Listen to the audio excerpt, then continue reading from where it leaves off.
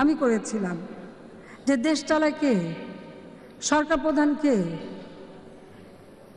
ওই ডিজেফার 2 director brigadier আমিন আর brigadier বারী, তারাই হয়ে গিয়েছিল হিরো। তারাই মনে হতো যেন দেশ চালাতো।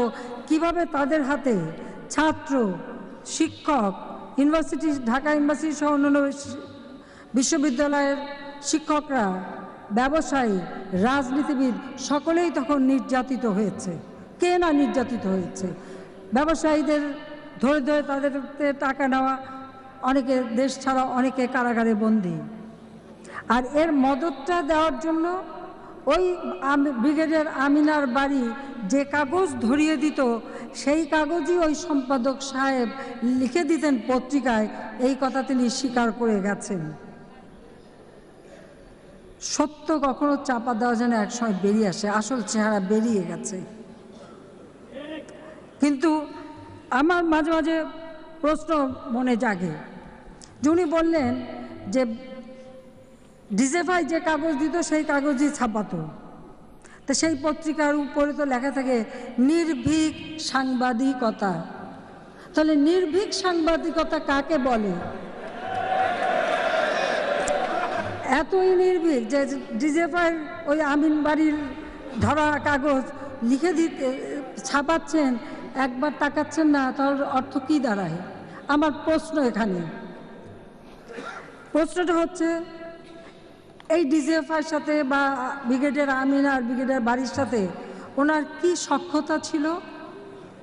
অথবা তিনি কি এদের হাতে বিক্রি হয়ে গিয়েছিলেন, যে যা দিত তাই লিখত? অথবা যে -2 ফর্মুলার একটা ষড়যন্ত্র চলছিল, যে রাজনীতি থেকে আমাকে এবং খালেদা জিয়াকে চিরদিনের জন্য বিদায় দেবে, সেই ষড়যন্ত্রের সাথে ওই সম্পাদকদ্বয় জড়িত ছিল। কোনটা সত্য? যদি বুকের পাটা থাকে, সাহস থাকে, জাতির কাছে স্বীকার করেন। হয় ভয়ে লিখেছেন, তাহলে আর নির্ভীক সাংবাদিকতা থাকে না, তাহলে আর নির্ভীক সাংবাদিকতা লিখতে পারেন না। আর যদি তাদের কাছে বিক্রি হয়ে থাকেন বা তাদের সখ্যতা থাকে, সেখানে আমার কিছু বলার নেই। আর যদি ষড়যন্ত্রে লিপ্ত থাকেন, তাহলে ষড়যন্ত্রকারীদের, যারা দেশে গণতন্ত্র হত্যা করে ক্ষমতাকে দীর্ঘস্থায়ী করার চেষ্টা করেছিল, এদেশের মানুষের গণতান্ত্রিক অধিকার কেড়ে নেওয়ার চেষ্টা করেছিল, এদেশের মানুষকে এইভাবে নির্যাতনের শিকার করেছিল, যুদ্ধাপরাধীদের যেমন বিচার হচ্ছে, ঠিক সেইভাবে একদিন এদের ওই সংবিধান ধ্বংস করার বিচারও হবে। কোন পথ বেছে নেবে? আমাকে দুর্নীতিবাজ বানাবার জন্য উঠে পড়ে লেগেছিলেন, এবং প্রতিদিন পত্রিকায় একটা না একটা লেখা যে দুর্নীতিবাজ আমাকে বানিয়েই ছাড়বে। তা আমি সেই সম্পাদক মাহফুজ আনামকে একটা কথাই বলবো, যে দুর্নীতিবাজ বানাতে বহু চেষ্টা করেছেন আমাকে। আপনি তো আপনার পিতৃতুল্য ওয়ার্ল্ড ব্যাংক, তারাও তো দুর্নীতিবাজ বানাতে চেষ্টা করে পারে নাই।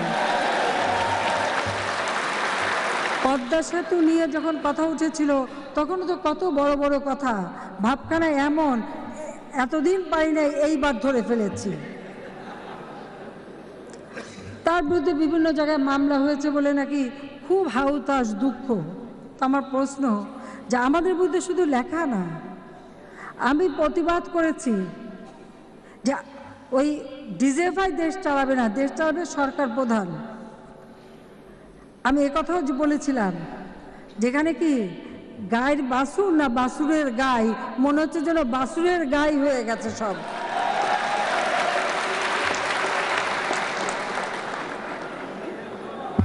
আর তো কেউ প্রতিবাদ করার সাহস পাননি, আমাকে গ্রেপ্তার করে নিয়ে যাওয়া হয়। আমার বিরুদ্ধে কোনো ওয়ারেন্ট ছিল না, আমার বাসা সার্চ করা হয় 2-2 বার, কোনো ওয়ারেন্ট ছিল না। আমার অসুস্থ স্বামীকে ধাক্কা দিয়ে ফেলে দেওয়া হয়। আমরা সব বলি না, কিন্তু কারা এগুলিতে ইন্ধন দিয়েছে? আর এরপর টেনে হিসড়ে যেভাবে আমাকে কারাগারে নিয়ে একটা ড্যাম পড়া ঘর, ইঁদুরে কাটা চাদর, ভাঙা খাট ওর মধ্যে রেখে দেওয়া হয়েছিল। খাবার আসতো জেলখানা থেকে, কোনো কোনো দিন হয়তো 3টা বেজে যেত, 4টা বেজে যেত, তারপরে সেখান থেকে খাবার আসতো, বাইরের থেকে কিছু দিত না। অন্তত যতক্ষণ পর্যন্ত খালেদা জিয়া গ্রেপ্তার না হয়েছে ততক্ষণ পর্যন্ত কোনো খাবার কোনো কিছু আসতো না। এটা হলো বাস্তবতা। তো যারা এই মামলা দেওয়ার বিরুদ্ধে বিবৃতি দিচ্ছেন তাদের কাছে আমার প্রশ্ন, আমাকে ওই ঘরে একা, যেটাকে বলে সলিটারি কনফাইনমেন্ট, কারাগারে কোনো শাস্তিপ্রাপ্ত আসামিকেও বোধহয় 1 সপ্তাহের বেশি সলিটারি কনফাইনমেন্টে রাখতে পারে না, আর 11টা মাস আমি সেখানে। এমনকি ঈদের দিনে পর্যন্ত আমার আত্মীয় স্বজন কাউকে দেখা করতে দেবে না। আমার যখন ওই ড্যাম্পের কারণে আর কি কারণ জানি না, আমার সমস্ত শরীরে অ্যালার্জি, আমার চোখে অসুখ হয়ে গেল, চোখের উপরে ইনফেকশন হয়ে গেল, আমাকে ডাক্তার দেখাতে দেয় নাই। ডাক্তার ডাকতে পর্যন্ত যেখানে দেয়নি। ঈদের দিনে কাউকে আসতে দেবে না, আমার ফুপু আর আমার হাজব্যান্ডকে, স্বামীকে আসতে দিল। তার ফুপুকে বলে দিল যে প্রেসের কাছে একটা কথাও বলতে পারবেন না। আমার ফুপু সেই দিন বলেননি, কিন্তু তিনিও বঙ্গবন্ধুর বোন।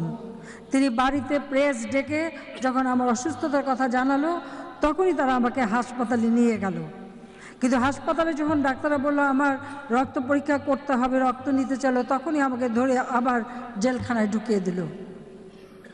আবার যখন আমি চোখ দেখা আমার প্রেশার লো হয়ে আমি অসুস্থ হয়ে পড়লাম, আমাকে হাসপাতালে রাখা হলো। ওই অবস্থায় আমাকে কাপড় বদলাবারও সময় দেয়নি। ওই অবস্থায় আমাকে কোর্টে নিয়ে এসে হাজির করলো মামলার জন্য। 16টা মামলা আমার বিরুদ্ধে। তখন বিএনপির দেওয়া প্রায় 1 ডজন, আর বাকি তত্ত্বাবধায়ক সরকারের দেওয়া। তো যারা মামলা দেওয়ার জন্য এত দুঃখ প্রকাশ করে বিবৃতি দিয়ে বেড়াচ্ছেন তাদের কাছে আমার প্রশ্ন, 11 মাস যদি আপনাদেরকে সলিটারি কনফাইনমেন্টে রাখা হয়, আর যদি আপনাদের বিরুদ্ধে মামলা দেওয়া হয়, আর যদি মিথ্যা অপবাদ দেওয়া হয়, এবং যার আমার ছেলে মেয়ে, আমার বোন, তাদের উপরে পর্যন্ত যে অত্যাচার, মানসিক চাপ, তাদের পরিবারের প্রতি যদি এরকম করা হয়, তাহলেও কেউ তারা বিবৃতি দেবেন, সহানুভূতি দেখাবেন? যারা আমাদেরকে ওই ধরনের বিপদে ঠেলে দিয়েছে, এই বিপদ শুধু আমার একার বিপদ ছিল না, এ বিপদ ছিল সমগ্র বাংলাদেশের জনগণের বিপদ। এদেরই ক্ষমতা লিপ্সা, এদের ক্ষমতা লিপ্সাই একটা দেশকে ধ্বংসের পথে নিয়ে যাচ্ছিল। আজকে তাদের হয়ে এত বিবৃতি, একটু মামলায় ঘাবড়ে গেলেন। আর জেলখানায় যদি ওই 11 মাস সলিটারি কনফাইনমেন্টে রাখা হয় তাহলে কি হতো? আর সম্পাদক হিসেবে আমি আরেকটা প্রশ্ন করি, বিবিসি একবার, এই কিছুদিন আগের কথা, বেশি দিন আগের কথা না, যতদূর মনে পড়ে, ব্রিটিশ কোনো মন্ত্রী বা এমপির বিরুদ্ধে একটা মিথ্যা প্রচার বিবিসি করেছিল। যখন প্রমাণ হলো যে এটা মিথ্যা, তখন তারা শুধু ক্ষমাই চাইল না, বিবিসির মহাপরিচালক থেকে শুরু করে যারা যারা এই সংবাদ পরিবেশনের সঙ্গে জড়িত তাদের সকলে পদত্যাগ করেছিল। তাদের সৎসাহ ছিল, পদত্যাগ করেছে। কিন্তু এই সম্পাদক সাহেব, উনি ডিজিএফআই লেখা ছাপিয়ে ভুল করেছেন বললেন, কিন্তু এই ভুলের খেসারত বাংলাদেশের জনগণ দিল, আওয়ামী লীগের নেতাকর্মীরা দিল, এদেশের ব্যবসায়ী মহল দিল, ছাত্র সমাজ দিল, সকলেই দিল। আর যেহেতু আমার বিরুদ্ধে লিখেছে সেজন্য আমি আমার পরিবার তো দিয়েছি। কই, তিনি ভুল স্বীকার করে পদত্যাগ করার সাহস তো দেখাতে পারলেন না। এতটুকু আত্মমর্যাদা থাকলে নিশ্চয়ই তিনি এরপরে পদত্যাগ করতেন। আর ডেইলি স্টারের মতো একটা পত্রিকা, একজন ডিজিএফআই অফিসার যা লিখে দেবে তাই ছাপাবে, এটা কোন পাগল বিশ্বাস করে? কারণ ডেইলি স্টার তার ভাষা সম্পর্কে খুবই সচেতন।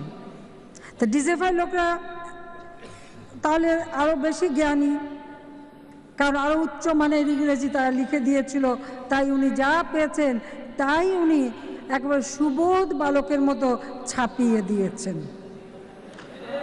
সেটাই তো এখন মনে করতে হবে। অনবরত প্রচেষ্টা, সেই সময় তত্ত্বাবধায়ক সরকার কিংস পার্টি গঠন করতে গেল। কিংস পার্টি গঠন করতে যে সেখানেও ব্যর্থ। তারপর একজন বিশ্বখ্যাত ব্যক্তি, তিনি তারও পার্টি করার শখ হলো, সে দায়িত্ব এই সম্পাদক সাহেবই নিয়েছিলেন। 70 জনের তালিকা হয়েছিল, ফোন করে কেউ সাড়া দেয় না, আর দলও হয় না।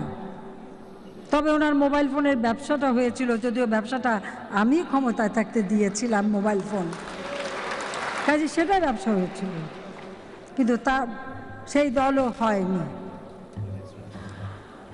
এর পরবর্তীতে যদি আসি 2014 নির্বাচন, এই নির্বাচন যাতে না হয় তার জন্য ওই পত্রিকার কি ভূমিকা ছিল সেটাও আপনারা বিচার করে দেখবেন।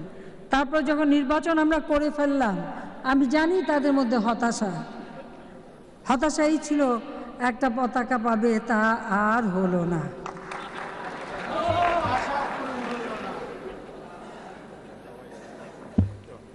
আমার কথা হচ্ছে, আওয়ামী লীগ জাতির পিতা বঙ্গবন্ধু শেখ মুজিবুর রহমানের নেতৃত্বে বাংলার জনগণকে ঐক্যবদ্ধ করে এই দেশের স্বাধীনতা এনে দিয়েছে। এই স্বাধীনতা মুক্তিযুদ্ধের বিজয় নস্যাৎ করার অনেক রকম চেষ্টা। কারণ যিনি আজকে এই কথাগুলি, বিশেষ করে ডিজিএফআইয়ের কথা লিখেছেন, তার ইতিহাস যদি বলি, মুক্তিযুদ্ধ যখন শুরু হয় আমরা সবাই ঢাকা বিশ্ববিদ্যালয়ের ছাত্রছাত্রী ছিলাম, আমাদের পড়াশোনা তো নষ্ট হয়েছে। কিন্তু ওই সম্পাদক সাহেব করাচিতে চলে গিয়েছিলেন পশ্চিম পাকিস্তানে, তার পড়াশোনা যেন নষ্ট না হয়, যে কোনো কারণে হোক সেখানে না থেকে পরবর্তীতে চলে যায় কলকাতায়। একটু ইংরেজি জানতো বলে তার উপরে দায়িত্ব ইংরেজি লেখার। এই হলো মুক্তিযুদ্ধ, সেই মুক্তিযোদ্ধা তিনি। কাজী তার কাছ থেকে বেশি আর আমরা কী আদায় করব, যে উচ্চশিক্ষার্থে পাকিস্তান ফেরতা হয়ে তারপরে যে মুক্তিযুদ্ধের মাঠে যে শুধু ইংরেজি বলার লেখার কাজটা করেছিল। কাজী ওই ডিজিএফআই দালালি বা আমিন বাড়ির দালালি করা যাদের চরিত্র, তারা এই দেশ আর দেশের মানুষকে কী দেবে? আর এতদিন যা লিখেছে, কারণ এই ডিজিএফআই দেওয়া কাগজ যদি লিখে থাকে, তাহলে এতদিন যা লিখে সততার একটা ভাব দেখেছিল, তার মানে যা লিখেছে সবই ভেজাল মার্কা, সবই অসত্য, সবই মিথ্যা এবং দেশকে ধ্বংস করে। আমার দুঃখ হয় যে আমাদের পার্টিতে কয়েকজন এ ব্যাপারে মুখ খুলেছে, অনেকে দেখি মুখও খুলতে কেন যেন তাদের দ্বিধা। সত্য কথা বলতে কেন এত ভয়? 20টা বছর তো আমার বিরুদ্ধেই লিখেছে, চড়াই উতরাই পার হয়ে, অনেক বন্ধুর পথ পার হয়ে তারপরে আজকে এখানে এসেছি, এবং আজকে 7টা বছর বাংলাদেশে সরকার পরিচালনা করে দেশকে আজকে খাদ্যে স্বয়ংসম্পূর্ণ করেছি। দারিদ্র্যের হার আমরা উল্লেখযোগ্য হারে কমিয়েছি, সাক্ষরতার হার আমরা বৃদ্ধি করেছি, কমিউনিটি ক্লিনিকের মাধ্যমে চিকিৎসা সেবা দিচ্ছি, মানুষের মাথাপিছু আয় বৃদ্ধি পেয়েছে। আজকে আমাদের প্রবৃদ্ধির হার, বিশ্বে যে 5টি দেশ উচ্চ হারে প্রবৃদ্ধি অর্জন করে, বাংলাদেশ তার মধ্যে একটি। সারা বিশ্বে আজকে বাংলাদেশ উন্নয়নের রোল মডেল। যারা দেশপ্রেমী,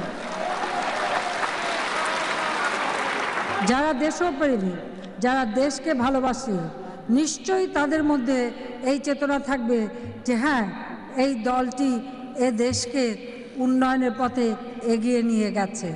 আজকে নিম্ন মধ্য আয়ের দেশ, ইনশাআল্লাহ আগামীতে আমরা মধ্য আয়ের দেশ হব, এরপর আমরা উন্নত দেশ হব। যে পদ্মা সেতু নিয়ে এত ষড়যন্ত্র, ঘোষণা দিয়েছিলাম নিজেদের অর্থায়নে পদ্মা সেতু করবো, আল্লাহর রহমতে সেই পদ্মা সেতু নির্মাণের কাজ আমরা শুরু করে দিয়েছি।